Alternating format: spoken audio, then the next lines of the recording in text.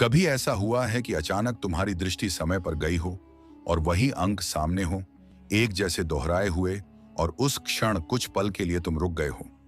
बाहर नहीं, भीतर सांस चल रही थी, पर मन ठहर गया था। उस ठहराव में कोई शब्द नहीं था, बस एक सवाल था, यह क्या है? बहुत लोग इस क्षण को हल्के में टाल देते हैं, कहते हैं संयोग है, और सच तो यह है कि जो सोया हुआ है उसके लिए सब कुछ संयोग ही होता है।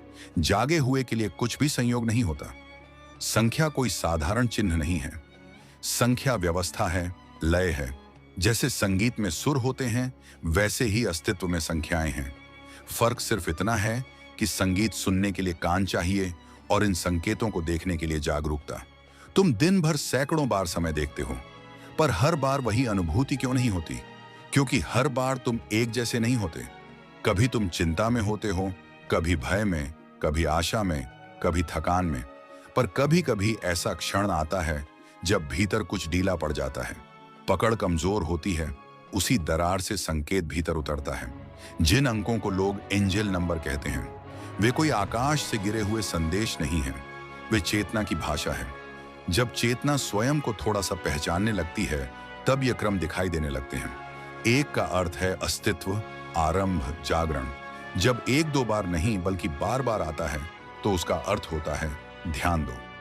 जब एक के साथ एक जुड़ जाता है, तो वह केवल दो नहीं बनता, वह दर्पण बन जाता है, जैसे चेतना स्वयं को देख रही हो। इसीलिए ऐसे क्रम बहुतों को उसी समय दिखते हैं जब उनका जीवन किसी मोड़ पर होता है, जब पुराना ठहरा होता है और नया अभी जन्म नहीं ले पाया होता। कुछ लोग पूछ लेते हैं, क्या सच में कोई देवदूत होते हैं जो संदेश भेजते हैं? मैं कहूंगा हाँ, अगर तुम देवदूत को बाहर ढूंढोगे तो कुछ नहीं मिलेगा। पर अगर देवदूत का अर्थ भीतर का मार्गदर्शक समझो, तो पूरी बात स्पष्ट हो जाती है। तुम्हारी अपनी गहरी बुद्धि जो शोर से दब गई थी, वही धीरे धीरे संकेतों के रूप में उभरने लगती है। जब मन बहुत ज्यादा भरा होता है, तो वह संकेत नहीं देख सकता, वह केवल शब्द देखता है, अर्थ नहीं। पर जब मन थोड़ा खाली होता है, तभी अर्थ दिखाई देता है, तभी कोई क्रम अचानक तुम्हें पकड़ लेता है। लोग कहते हैं, जब भी मैं वही अंक देखता हूं, मेरे भीतर कुछ हल्का हो जाता है। ध्यान दो, अंक ने कुछ नहीं किया। उस समय तुम हल्के थे, इसलिए तुमने अंक को देखा। यह बहुत सूक्ष्म अंतर है। एंजेल नंबर भविष्य नहीं बताते, वे तुम्हें वर्तमान में लाते हैं। वे कहते हैं, अब यहां रुको, इस क्षण को देखो, इस सांस को महसूस करो, क्योंकि जब तुम पूरी तरह यहां होते हो, तभी जीवन खुलता है। कुछ लोग इन अंकों से डर भी जाते हैं, सोचते हैं कहीं कुछ बुरा तो नहीं होने वाला। यह डर मन की पुरानी आदत है। मन हर अनजान चीज को भय से देखता है, पर चेतना डरती नहीं, चेतना केवल देखती है। अगर तुम्हें बार बार कोई क्रम दिखाई दे रहा है, तो उसका एक ही अर्थ है, तुम यांत्रिक नहीं रहे, कुछ भीतर जाग रहा है। शायद बहुत छोटा, शायद बहुत धीमा, पर जाग रहा है। और याद रखो, संकट का काम तुम्हें बांधना नहीं है, संकट का काम है तुम्हें जगाना।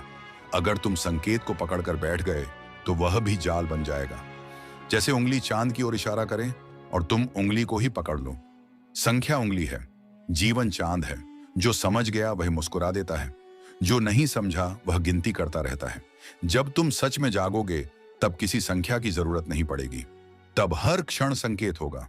हवा का चलना, पत्ते का हिलना, किसी का मौन, सब कुछ अर्थ से भर जाएगा। और उस दिन तुम समझोगे, संकेत कभी बाहर नहीं था, वह हमेशा तुम्हारे भीतर था। जब कोई संकेत पहली बार दिखाई देता है, तो मन उत्सुक हो जाता है। वह जानना चाहता, पकड़ना चाहता है, अर्थ निकालना चाहता है। मन का स्वभाव ही यही है जो समझ में ना आए, उसे शब्दों में बांध लो ताकि डर कम हो जाए। लेकिन संकेत शब्दों से पहले आता है और शब्दों से परे भी चला जाता है। तुमने देखा होगा, जब कोई क्रम बार बार दिखाई देता है, तो मन तुरंत पूछता है, इसका मतलब क्या है? ध्यान देना। यह प्रश्न भय से पैदा होता है या लालच से? भय कि कहीं कुछ गलत ना हो जाए, और लालच की शायद बहुत अच्छा होने वाला है। लेकिन दोनों ही स्थितियों में तुम बाहर की ओर देख रहे होते हो। संकेत तुम्हें बाहर नहीं ले जाता, वह भीतर की ओर मोड़ता है।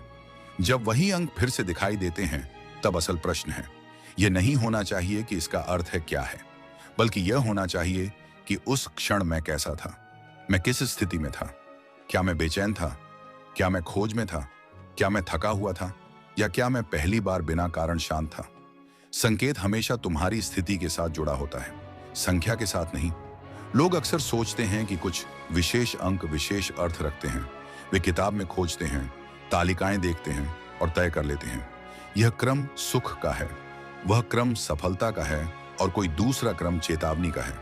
यह सब मन की चालाकी है। मन अनिश्चितता से डरता है, इसीलिए वह निश्चित अर्थ चाहता है। लेकिन जीवन निश्चित नहीं है और जो निश्चित नहीं है वही जीवित है।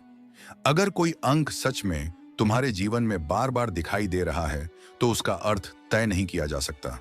इसका अर्थ तुम्हारी चेतना की वर्तमान अवस्था से पैदा होता है। आज वही क्रम तुम्हें शांति दे सकता है और कल वही क्रम तुम्हें बेचैन कर सकता है।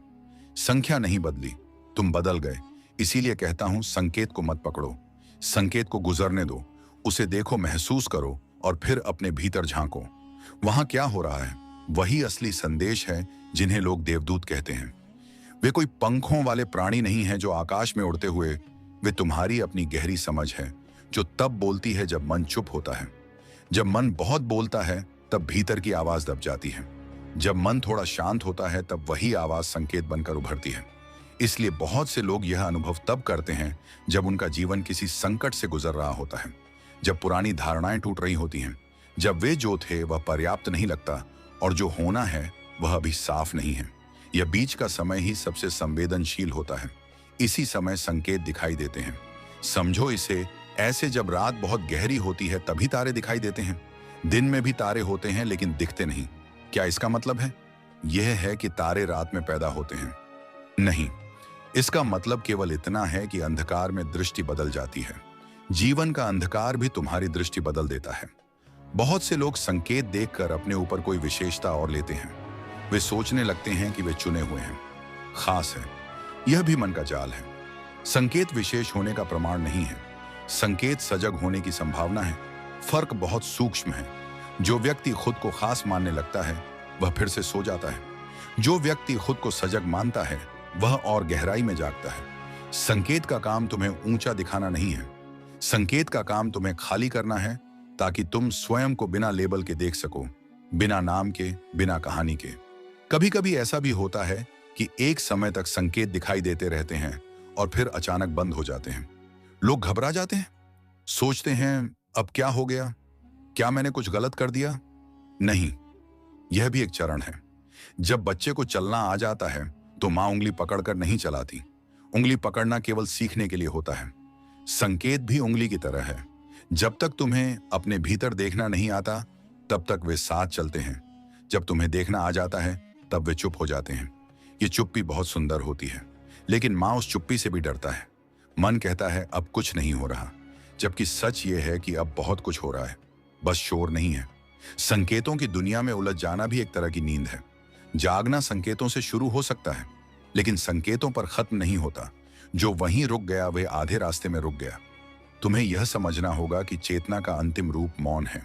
वहां ना संख्या है, ना अर्थ, ना प्रश्न, वहां केवल होना है।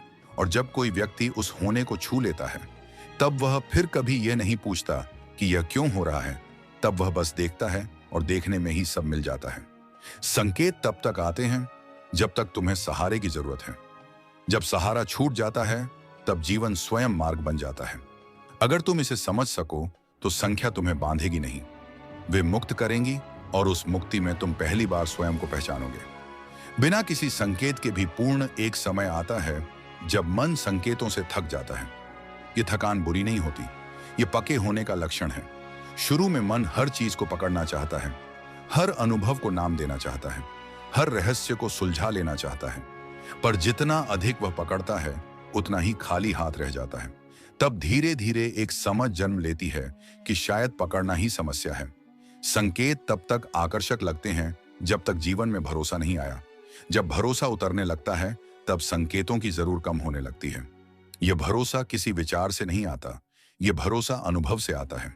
जब कोई व्यक्ति बार बार किसी क्रम को देखकर भीतर झांकना सीख लेता है तब एक दिन ऐसा भी आता है कि वही क्रम दिखाई देता है, पर भीतर कोई हलचल नहीं होती, ना उत्सुकता, ना डर, ना प्रश्न, केवल एक हल्की सी मुस्कान जैसे किसी पुराने मित्र को देखकर होती है।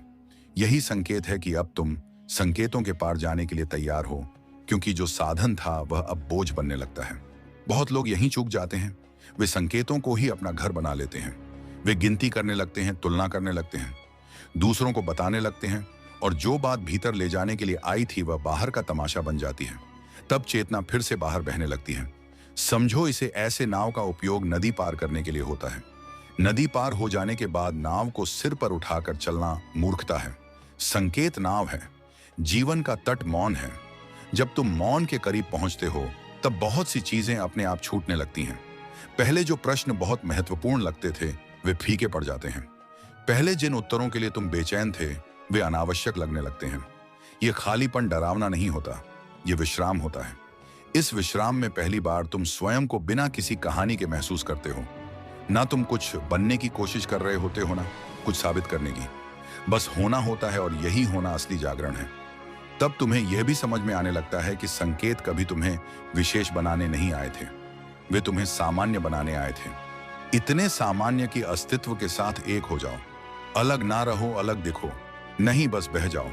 जब कोई व्यक्ति इस अवस्था को छूता है तब उसका जीवन बदलते नहीं दिखता, पर उसकी दृष्टि बदल जाती है। वही लोग, वही परिस्थितियां, वही संसार पर देखने का ढंग पूरी तरह नया होता है। अब वह चीजों को अर्थ देने की कोशिश नहीं करता, वह चीजों को होने देता है, और जो होने देता है वही मुक्त होता है।